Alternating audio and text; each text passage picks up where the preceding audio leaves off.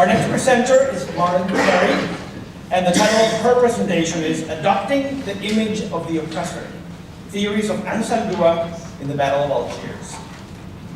Gloria Anzaldúa theorizes the process of decolonization that comes after independence, exploring ways to analyze and shift culture through language and feminist theory in a neocolonial world. Anzaldúa developed unique tactics for dealing with mental assimilation, microaggressions, and other forms of modern oppression. Gillo Pontecorvo's 1967 film, The Battle of Algiers, vividly illustrates these tactics in scenes where three women of the anti-colonial resistance use their agency to unveil themselves and adopt a Western image to pass for French women in order to radical action. Maren. Yes! Good morning.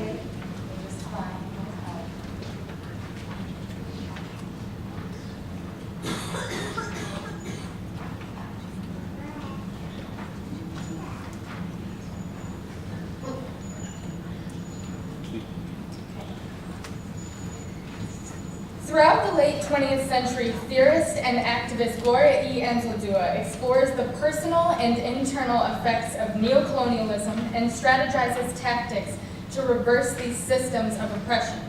Her work focused primarily on decolonization in a modern world and how one can use non-traditional forms of activism and reclaiming to decolonize.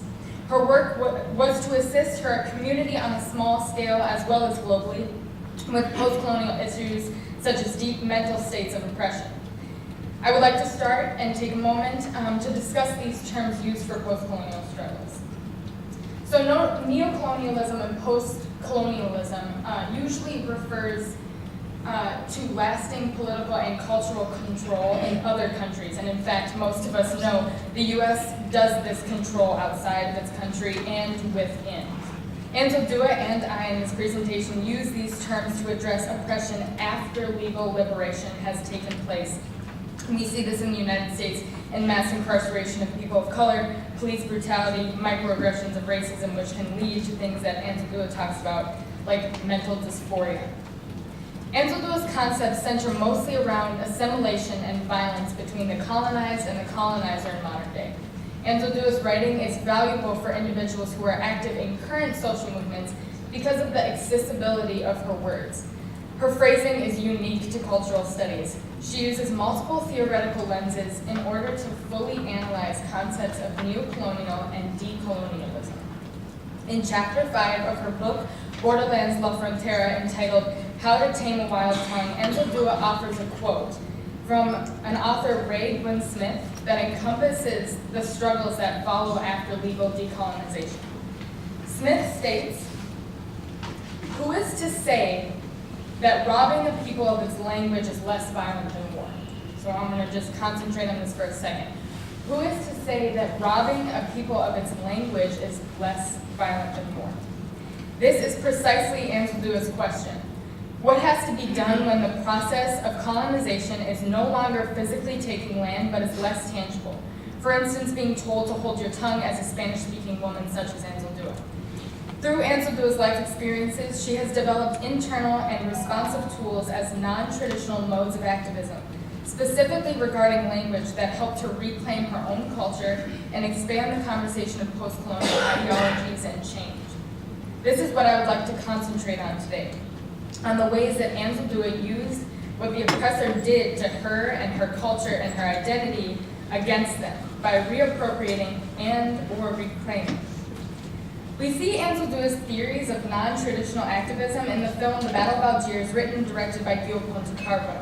This film does important work regarding activism against unwanted power, highlighting the period in the process of French colonization in the capital of Algiers, and the counter-rebellion that came. The film depicts the reality of the situation through a documentary-like style. As depicted in the film, an organization called the National Liberation Front, or the FLN, was fighting to remove the French government from political and cultural power. The FLN was labeled as a terrorist organization because of the crimes committed to signal rebellion to the French as well as to the rest of the country.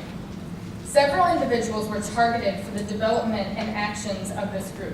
Anzaldúa's theories on action against colonial hegemonic culture are clearly represented by the FLN, especially through their feminist tactics.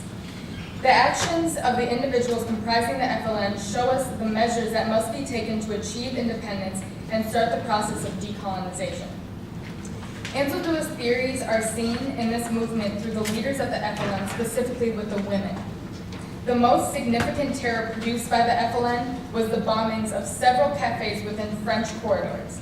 The plan developed by the activists to place the explosions within the cafes is arguably more powerful than the bombs themselves.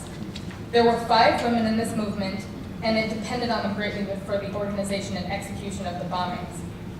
These women suffered more torture than any activist captured in the Barbosa prison, where much torture and executions took place during this war. In the film, these 5 women are represented by 3 characters. The FLN activists were clever. They knew that these women were less likely to be suspected of crime, so they utilized their gender for radical demonstration.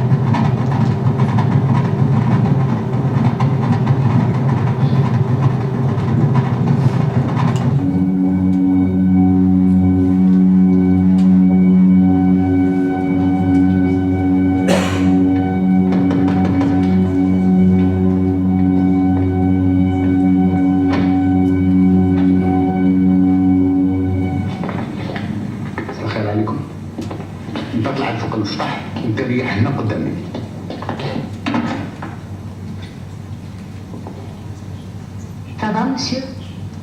صافي مليح. لا اسمع، ودي معايا ولدي، خليني نتخافش ندبر راسي. إما لا شوفي انت جيتي على القصد قلت على ريدي ديما من تم الخرجة راهي سهلة ومن بعد نحكي لخواتك.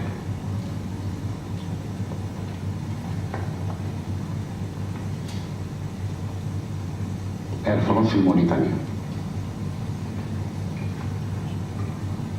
كافيتيريا فرنسي من كبار فرنسي. اسمعوا لي مليح، البومات عندهم وقت قصير، يلزم لهم يتعمروا برا على القصبه في برج لا بيشري طالع برا يستنى فيكم. بعد ما يتعمروا البومات يلزم لكم تخفوا روحكم على خاطر ما تقعد لكم غير نص ساعه في يدكم باش تحطوهم. ودوق روحي بسلامه، روحي بسلامه، ربي يكون معك ويسترك.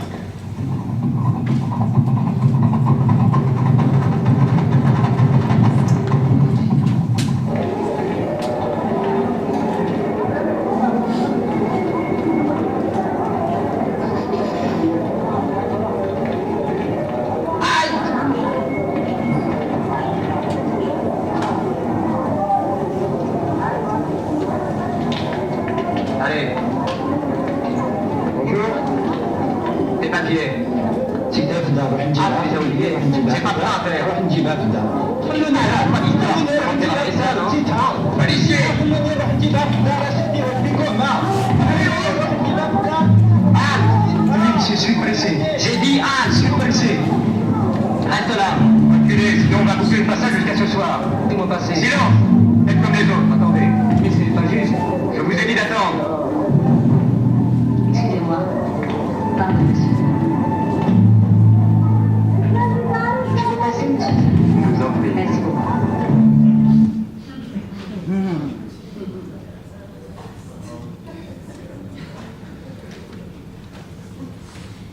In this moment, the FLN used unique and intellectual thinking to mobilize and create a radical impact. As we saw, these three women altered their outer appearance to fit the style of the French women living in Algiers in order to get through the checkpoints without being searched. In order to do this, they completely unveiled themselves, which in itself is a radical action for Muslim women to walk in public with their hair exposed. It was common during this war for French soldiers to humiliate Muslim women by forcing them to unveil. This action of converting into the oppressor to rebel was one of the most severe and effective actions taken by the FLN. Their actions and Anzaldúa's work require the same intellectual process. Anzaldúa shifts language and meaning to figure out ways to reclaim and utilize oppressive terms and actions against the oppression of itself. The FLN used religion and internal agency through oppressive standards of gender and westernized beauty in order to carry out their activism. The act of placing oneself in the position of a cultural object to transition out of one's own identity into that of the oppressor is stunning, and exactly the type of thinking that is needed to create change. Studying this scene with the knowledge of Anzaldúa's writings introduces a new meaning to what is considered activism and demonstrates that radical intellectual activism is needed to create severe shifts out of oppression.